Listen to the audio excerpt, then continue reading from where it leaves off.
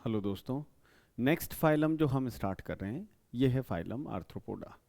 Arthropoda के बारे में एनसीईआरटी ने काफ़ी अच्छे से इसको एक्सप्लेन किया है। थोड़ा सा ज़्यादा डिटेल्ड है, इस वजह से क्वेश्चंस बनने के चांसेस इसमें काफ़ी ज़्यादा हैं।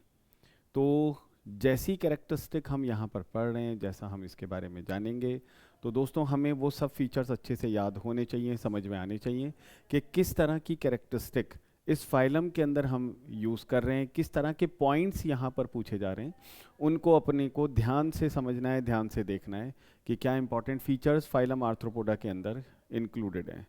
तो फाइलम आर्थ्रोपोडा इसको अपन स्टार्ट कर रहे हैं, ठीक है। तो देखिए, सबसे पहले हम इसके नेम पर आ जाते हैं। फाइलम आर्थ्रोपोडा, इसका नाम क्या है। तब देखिए, फाइलम आर्थ्रोपोडा, अपन इसके नेम का सबसे पहले मीनिंग निकाल रहे हैं। तब आर्थ्रोपोडा, इसकी क्या इंपॉर्टेंट कैरेक्टरिस्टिक, किस तरह के इसके नेम्स हैं। तो आर्थ्रोपोडा में हम सबसे पहले मीनिंग ढूंढ लेते हैं।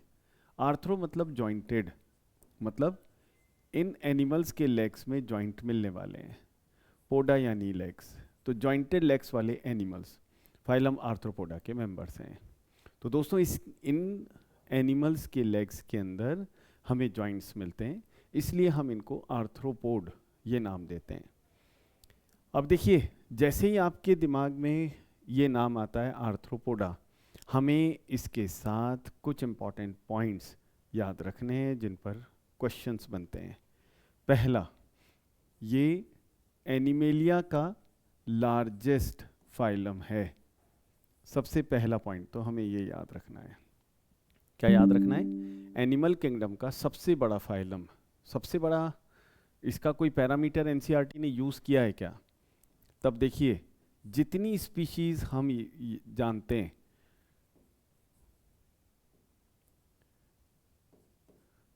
ये इसका 2/3 पार्ट कवर करते हैं। तो नॉन स्पीशीज का 2/3 पार्ट अकेले फाइलम आर्थ्रोपोडा से आता है, ठीक है। तब देखिए, इसकी एक क्लास है, क्लास इंसेक्टा। क्या कहलाती है? Class insecta. ये एनिमल किंगडम की सबसे बड़ी क्लास है। तो दोस्तों ये पॉइंट भी बहुत इंपॉर्टेंट, अच्छे से कवर करना है। ये एनिमल किंगडम की लार्जेस्ट क्लास। तो देखिए, जैसे ही हम नाम देखें आर्थ्रोपोडा, हमें ये 3 पॉइंट्स याद आने चाहिए। ये सबसे बढ़िया क्वेश्चन, सबसे शुरू वाले क्वेश्चंस। तो largest phylum, 2/3 of all non species arthropoda से आती हैं। इसकी एक क्लास है, क्लास इंसेक्टा, एनिमल किंगडम की सबसे बड़ी क्लास। तो दोस्तों ये 3 पॉइंट्स।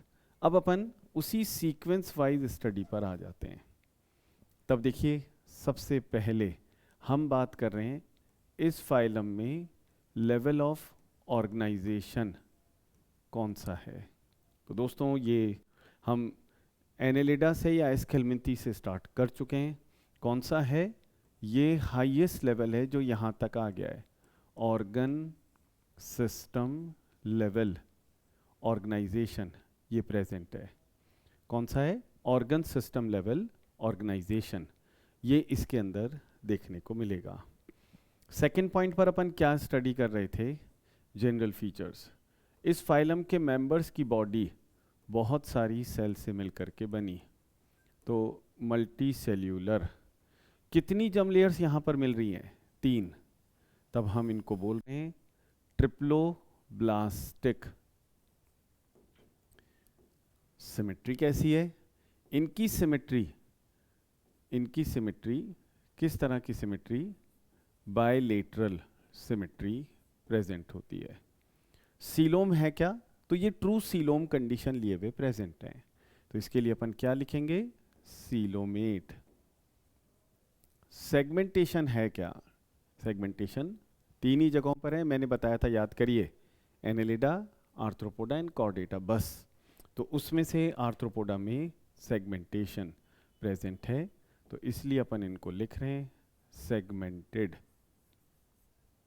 तो ये बेसिस ऑफ क्लासिफिकेशन के बाकी पॉइंट्स मैंने यहाँ पर लिख दिए। क्या क्या हैं? Multi cellular, triploblastic, bilateral symmetry, coelom true sense में मिलती है, और सेगमेंटेशन भी ट्रू सेगमेंटेशन प्रेजेंट होता है। अब इनका एड्रेस एक बार देख लेते हैं कहाँ मिलेंगे। तो हैबिटेट वाइज ये कहाँ पर मिलते हैं? तो हैबिटेट पर अब हम आ रहे हैं। तब देखिए, हैबिटेट में बहुत ज़्यादा हवा में रहते हैं एरियल। एरियल हैबिटेट इनका बहुत ही कॉमन। जैसे सबसे बड़ी क्लास इंसेक्टा के मैक्सिमम मेंबर्स हवा में रहते हैं, तो ये इंसेक्ट्स इसमें एग्जाम्पल चले जाएंगे। फिर इसके बाद एक्वेटिक हैं क्या? बिल्कुल हैं। एक्वेटिक में दोनों कंडीशन के साथ हैं, फ्रेश वाटर भी है और मैरीन हैबिटेट भी लिए हुए प्रेजेंट हैं। फ्रेश वाटर एक्वेटिक कंडीशन और marine condition. Fresh water aquatic condition जैसे प्रॉन या झींगा जिसको कहते हैं। Marine king crab. King crab NCERT में ये एग्जाम्पल दिया है, किंग क्रैब, ये मैरीन कंडीशन का एग्जाम्पल। फ्रेश वाटर में मैंने बताया ये भी एग्जाम्पल एनसीईआरटी में दिया है। याद रखना है 2 फोटो एक्स्ट्रा हैं जिनके नाम एग्जाम्पल में नहीं दिए हैं, या फिर जितने भी एग्जाम्पल्स हैं उसमें से सबके फ़ोटो नहीं हैं, तो हमें इसी तरह से याद रखना है इसको। तो फ्रेश वाटर जैसे प्रॉन, तो प्रॉन जो है वो फ्रेश वाटर एग्जाम्पल है। तो हैबिटेट में एक्वेटिक हैबिटेट अपन ने देखा। फिर इसके बाद आ जाते हैं टेरेस्ट्रियल हैबिटेट, जो सिर्फ और सिर्फ लैंड पर रहना पसंद करते हैं, टेरेस्ट्रियल कहलाते हैं। इसमें कौन जाएगा? जैसे स्कॉर्पियन, ठीक है, जैसे स्पाइडर, स्पाइडर इसके अंदर आएगी, जैसे सेंटीपीड, ये भी इसी के अंदर आएंगे। ये सब टेरेस्ट्रियल हैं। तो टेरेस्ट्रियल, एक्वेटिक, एरियल पेड़ों पर भी मिलते हैं क्या? बिल्कुल मिलते हैं, है ना। जैसे बीटल्स वगैरह पेड़ों पर रहना पसंद करते हैं, तो आर्बोरियल हैबिटेट कहलाएगा। मेन हमने ये 3 लिखे हैं। अब 4th पॉइंट अपन क्या ले रहे थे स्टडी का, याद करिए आप। हम ले रहे थे हैबिट्स। हैबिट्स में हम 3 पॉइंट्स को डिस्कस करते हैं। कौन कौन से? ऑर्गेनाइजेशन हैबिट, फूड हैबिट और लोकोमोशन हैबिट। ये 3 पॉइंट्स में अपन ले रहे हैं। ऑर्गेनाइजेशन हैबिट में 2 कंट्रास्टिंग टर्म हम लेते हैं। कौन कौन सी? तब देखिए, अकेले रह सकते हैं क्या? सॉलिटरी। कोई एग्जाम्पल है क्या इसका? जैसे कॉकरोच, अपने सिलेबस में भी है और सॉलिटरी का भी एग्जाम्पल है। या फिर डिवीजन ऑफ लेबर के साथ कॉलोनी बना करके रहते हैं, कॉलोनियल। कॉलोनियल का कोई एग्जाम्पल है क्या? बहुत सारे एग्जाम्पल्स हैं। बेस्ट एग्जाम्पल हनी बीज। हनी बीज कॉलोनी बना करके रहती हैं। एंड्स कॉलोनी बना करके रहते हैं। हैबिट्स में ये पहली हैबिट। दूसरी हैबिट आ जाइए, फूड हैबिट। फिर से 2 कंट्रास्टिंग टर्म। कैसे हैं ये? फ्री लिविंग या फिर पैरासाइट हैं। तो यहाँ पर दोनों के ही एग्जाम्पल्स हमें मिल रहे हैं। फ्री लिविंग बहुत सारे, पैरासाइट्स में कुछ एग्जाम्पल बहुत अच्छे से हैं, जैसे सिर के अंदर मिलने वाली जू, लाइस, एक पैरासाइट है, ठीक है। इसी तरह से सैंड फ्लाई हमारे ब्लड के ऊपर फीड करती है, तब ये पैरासाइट है। तो सैंड फ्लाई, लाइस ये एनसीईआरटी में नहीं है, लेकिन हम यहाँ पर मॉस्किटोज को, जो पार्शियल पैरासाइट्स हैं, इसके अंदर रख सकते हैं। फ्री लिविंग बहुत सारे एग्जाम्पल, कोई भी एक कॉमन सा एग्जाम्पल, जैसे प्रॉन, जैसे कॉकरोच, ये फ्री लिविंग मेंबर्स हैं। प्रॉन एंड कॉकरोच ये फ्री लिविंग एग्जाम्पल्स हैं। तो ये हमें याद रखने कि 2 तरह की contrasting food habit. Free living कुछ भी खा सकते हो, पैरासाइट्स, पर्टिकुलर होस्ट के ऊपर डाइट डिपेंडेंस आएगी, तो हम इनको पैरासाइट्स कह रहे हैं। तीसरा टाइप, तीसरा हैबिट का फॉर्म, ये लोकोमोशन हैबिट है। लोकोमोशन हैबिट में जहाँ भी हो जाना चाहें, फ्री या तो तैर करके जाएंगे तो फ्री स्विमिंग, जैसे किंग क्रैब, जैसे चल करके गए तो फ्री मूविंग, फ्री मूविंग, उड़ करके गए तो भी फ्री मूविंग ही कहलाएंगे। तो फ्री स्विमिंग जैसे किंग क्रैब, फ्री मूविंग जैसे इंसेक्ट्स। पूरी लाइफ एक ही जगह पर पड़े हुए हैं, पूरी लाइफ एक ही जगह पर हैं, तब इसको अपन बोलेंगे ससाइल। क्या बोल रहे हैं इनको? ससाइल। ससाइल कंडीशन में कोई एग्जाम्पल है क्या? तो देखिए इकोलॉजी वाले पोर्शन में ये नाम दिया गया है बैलेनस, रॉक बार्निकल। एक और नाम दिया गया रॉक बार्निकल का दूसरा, वो है चैथामेलस। तो देखो आप, ये ससाइल फॉर्म है बैलेनस, ठीक है। तो रॉक बार्निकल बैलेनस के नाम से जाना जाता है। तो दोस्तों ये फर्स्ट 4 पॉइंट्स अपन ने स्टडी किए। फर्स्ट 4 पॉइंट मतलब सबसे पहले first level of organisation. Second point अपन ने लिया जनरल फीचर्स या बेसिस ऑफ क्लासिफिकेशन के बाकी पॉइंट्स। थर्ड पॉइंट हमने इनका हैबिटेट देखा। फोर्थ पॉइंट हैबिट्स में 3 पॉइंट देखे, ऑर्गेनाइजेशनल, फूड और लोकोमोशन हैबिट। अब फिफ्थ पॉइंट पर आ रहे हैं। फिफ्थ पॉइंट पर हम क्या स्टडी करते हैं? तो फिफ्थ पॉइंट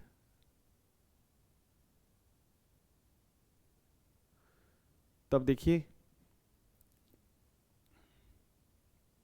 फिफ्थ पॉइंट पर हम बॉडी फीचर्स की बात करते हैं। इनके कौन कौन से बॉडी फीचर्स हैं, इसको अपन देख रहे हैं। बॉडी फीचर्स क्या हैं, है ना? जैसा एनसीईआरटी बोल रही है उसी तरह की कैरेक्टरिस्टिक अपन यहाँ पर नोट करने वाले हैं। तब देखिए बॉडी फीचर्स में सबसे पहले हम इनकी बॉडी कवरिंग यानी एक्सोस्केलेटन, इसको अपन देख रहे हैं। एक्सोस्केलेटन किसका बना होता है? काइटिन का। तब इसको हम बोलेंगे काइटिनस एक्सोस्केलेटन। काइटिन क्या है? क्यूटिकल की एक मॉडिफाइड फॉर्म है। क्यूटिकल थोड़ी सॉफ्ट होती है, काइटिन में थोड़ा डिपोजिशन कंटेंट ज़्यादा होने की वजह से ये रफ एंड हार्ड हो जाती है। सेकंड पॉइंट, अब आ जाते हैं हम बॉडी डिविजन्स पर। बॉडी को कितने पार्ट्स में डिवाइड किया गया है? तो बॉडी के अंदर एनसीईआरटी के हिसाब से 3 पार्ट्स हैं। कौन कौन से? एक है हेड, एक और है थोरेक्स, और तीसरा एनसीईआरटी कह रही है एब्डोमेन। तो देखो अगर ये तीनों हमें आइडियली ढूंढने हैं तो दोस्तों ये एक अच्छा पॉइंट है, कभी नहीं भूलना है, याद रखना है हमेशा। अगर ये तीनों हमें मिल रहे हैं तब हम इसका मतलब किसी इंसेक्ट को ढूंढ रहे हैं, देख रहे हैं। इंसेक्टा के अंदर ये पॉइंट बिल्कुल इसी तरह के होते हैं। तो हेड, थोरेक्स और एब्डोमेन, अगर ये 3 पॉइंट्स हैं, क्योंकि आर्थ्रोपोडा में सबसे बड़ी क्लास है इंसेक्टा, तो इंसेक्टा को अपन एक टिपिकल या रिप्रेजेंटेटिव क्लास मान करके उसके बॉडी डिविजन्स को ही यहाँ पर लिख रहे हैं। एनसीईआरटी ने भी इसी को फॉलो किया है। सेकंड पर आ जाते हैं। तब देखिए नेक्स्ट पॉइंट, बॉडी डिविजन्स के बाद हम इन पर रेस्पिरेटरी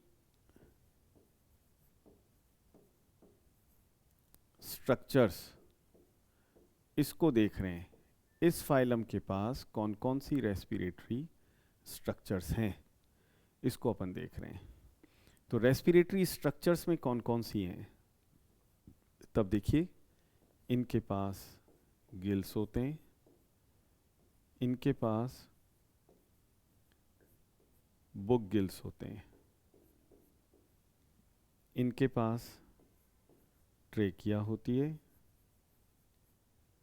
इनके पास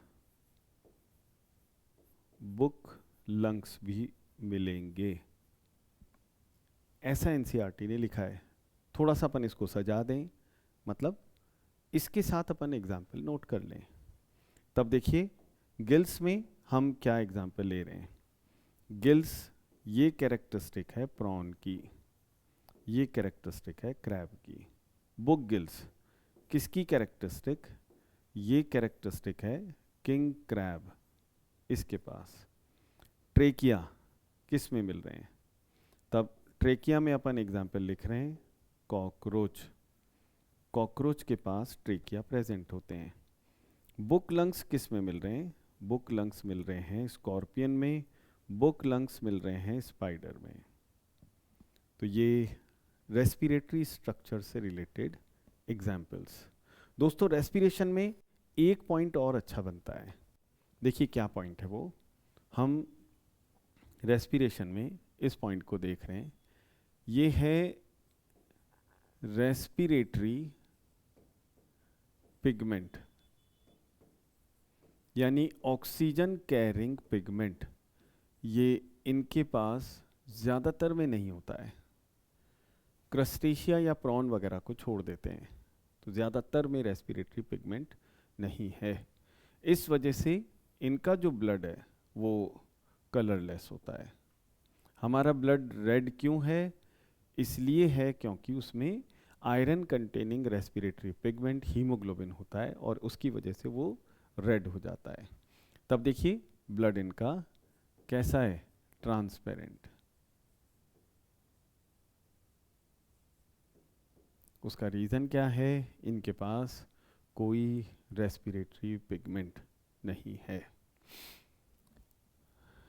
देखिए अब ये फोर्थ पॉइंट अब अपन देख रहे हैं, इसमें हम बात कर रहे हैं सर्कुलेटरी सिस्टम। सर्कुलेटरी सिस्टम कैसा है, इनका सर्कुलेटरी सिस्टम ओपन टाइप का है। पता है ना आपको ओपन टाइप का क्या मीनिंग है। ओपन टाइप का मतलब कोई ब्लड वेसल नहीं मिलेगी, आर्टरीज, वेन्स और कैपिलरीज, ये 3 ब्लड वेसल्स हैं। अगर ये ना हो और ब्लड पूरी बॉडी के अंदर भरा हुआ हो, तब हम इसको बोलेंगे ओपन टाइप सर्कुलेशन। तो यहाँ पर सर्कुलेशन ओपन टाइप का है। फिर देखिए हार्ट ये प्रेजेंट होता है और इसमें कई सारे चेम्बर्स होते हैं, तब हार्ट को हम मल्टी चेम्बर्ड हार्ट बोलेंगे। फॉर एग्जाम्पल कॉकरोच के अंदर 13 चेम्बर्ड हार्ट होता है, तो ये हमें याद रखना है। सर्कुलेटरी सिस्टम ओपन टाइप का, इनके पास हार्ट प्रेजेंट है, मल्टी चेम्बर्ड हार्ट है, 13 चेम्बर्स टोटल मिलते हैं कॉकरोच के हार्ट में। तो सर्कुलेटरी सिस्टम ओपन टाइप।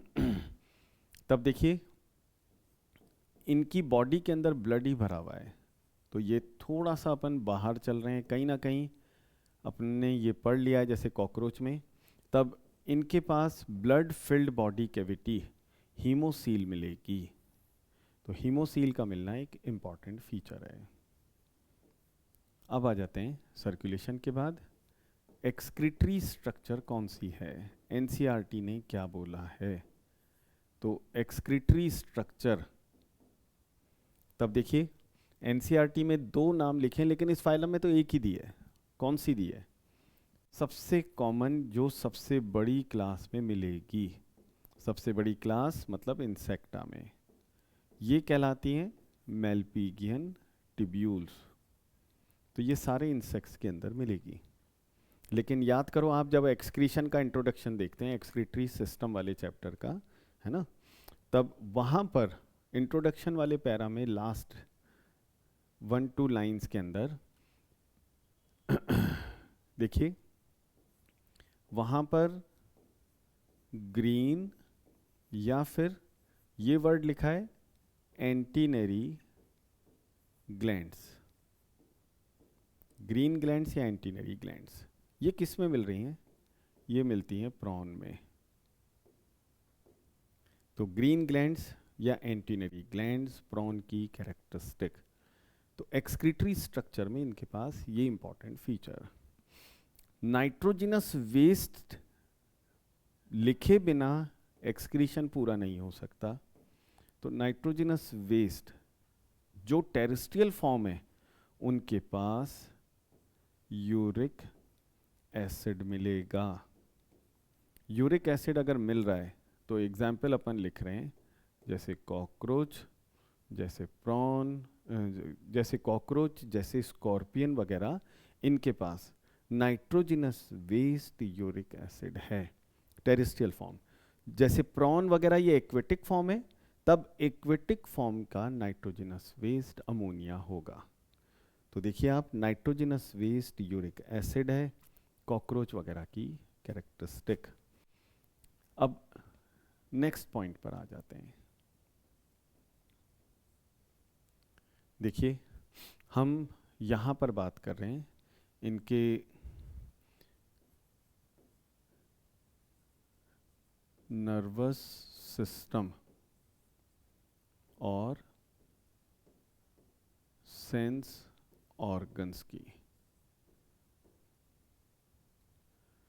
तब देखिए नर्वस सिस्टम ये प्रेजेंट है, वेल डेवलप्ड है। सेंस ऑर्गन्स में, सेंस ऑर्गन्स इसमें अलग अलग चीज़ें हैं, जैसे, ठीक है, जैसे आईज। आईज दोनों तरह की हैं, सिंपल आईज भी हैं और कंपाउंड आईज भी प्रेजेंट हैं। कंपाउंड आईज का एग्जाम्पल फिर से वही अपन अपने सिलेबस को ही कवर करते हुए चल रहे हैं, कॉकरोच। कॉकरोच। सिंपल आईज का एग्जाम्पल जैसे स्कॉर्पियन, इनके पास सिंपल आईज हैं। फिर इसके बाद देखिए बैलेंसिंग ऑर्गन क्या मौजूद है। बैलेंसिंग ऑर्गन कहलाता है स्टैटोसिस्ट। स्टैटोसिस्ट ये उड़ते वक्त इनकी बॉडी को बैलेंस देता है। स्टैटोसिस्ट ये इस नाम से जाना जाता है। तो देखिए आईज दो तरह की, सिंपल और कंपाउंड। इसी तरह से हियरिंग ऑर्गन, हियरिंग ऑर्गन इनके पास क्या है। तो देखिए हियरिंग ऑर्गन में इनके पास क्या मौजूद है, एनल सर्काई। ये हियरिंग ऑर्गन है, क्या है ये, एनल सर्काई। इसी तरह से एक्सटर्नल एनवायरनमेंट डिटेक्शन के लिए इनके पास क्या है। तब एक्सटर्नल एनवायरनमेंट का डिटेक्शन ये किससे करते हैं, तो देखिए एक्सटर्नल एनवायरनमेंट को डिटेक्ट करते हैं ये एंटीनी से। किससे करेंगे, एंटीनी से। एक्सटर्नल एनवायरनमेंट को एंटीनी से पहचानते हैं। ज़रूरी नहीं है सबके पास एंटीनी हो, जैसे स्पाइडर, स्पाइडर के पास एंटीने नहीं होते हैं, तो ये एक्सटर्नल एनवायरनमेंट को डिटेक्ट करते हैं। तो दोस्तों ये नर्वस सिस्टम और sense organ. Next point, sixth point अब हम ले रहे हैं और वो है रिप्रोडक्शन।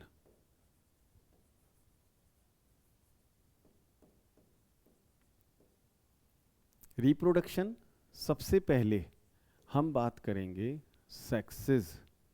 यूनाइटेड या सेपरेट, यूनिसेक्सुअल कंडीशन है सभी के पास, सेपरेट सेक्सेस मिलेंगे। सेपरेट सेक्सेस का मीनिंग मैंने पहले भी आपको बताया, यूनिसेक्सुअल कंडीशन। तो सेपरेट सेक्सेस मिल रहे हैं मतलब यूनिसेक्सुअल कंडीशन प्रेजेंट होती है। तो रिप्रोडक्शन में हम सेक्सेस की बात कर रहे हैं, सेक्सेस इनके सेपरेट हैं। अब आ जाते हैं मेल और फीमेल को पहचान सकते हैं क्या। तो कुछ इंसेक्ट्स में तो पहचान सकते हैं लेकिन कुछ में नहीं पहचान सकते, तो हम सेक्सुअल डाइमॉर्फिज्म प्रेजेंट भी होगा एब्सेंट भी होगा, इससे अपन इसको लिख सकते हैं। फिर आ जाते हैं फर्टिलाइजेशन। फर्टिलाइजेशन बॉडी के अंदर या बॉडी के बाहर, फीमेल बॉडी के अंदर होने की वजह से हम इसको बोल रहे हैं इंटरनल फर्टिलाइजेशन।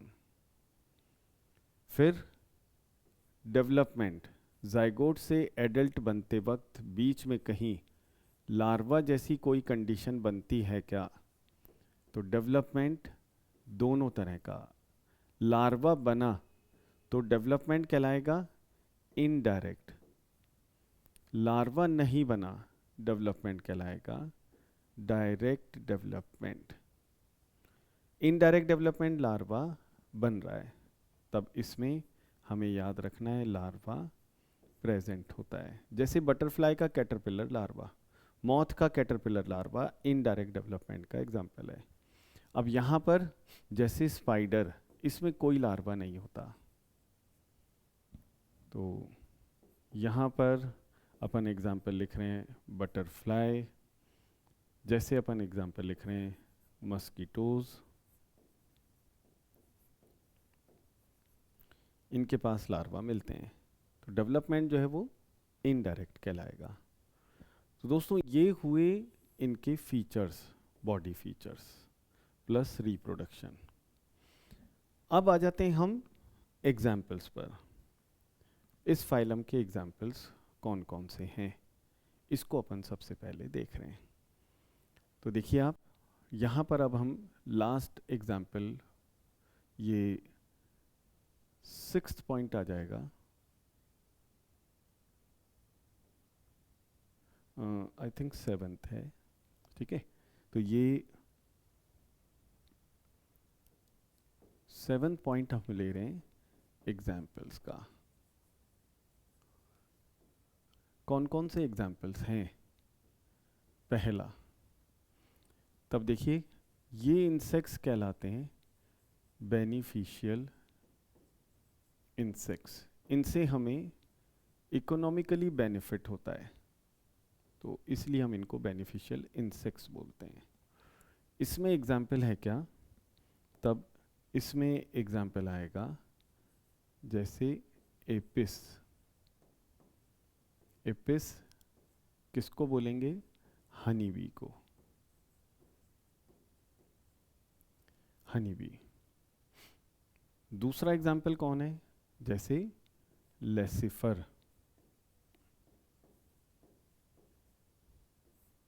किसको बोलते हैं? एक रेजिन निकलता है लैक, इसलिए इसका नाम पड़ गया लैक इंसेक्ट, लेसिफर।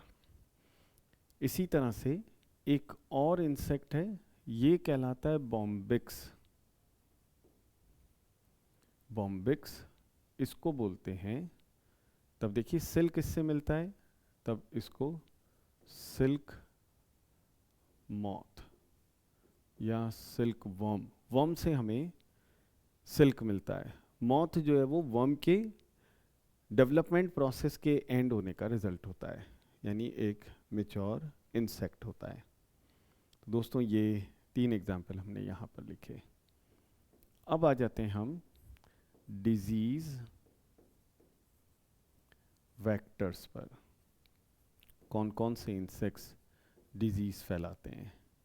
तब देखिए डिजीज वेक्टर्स में हम नाम लिख रहे हैं सबसे पहले एनोफ्लीज,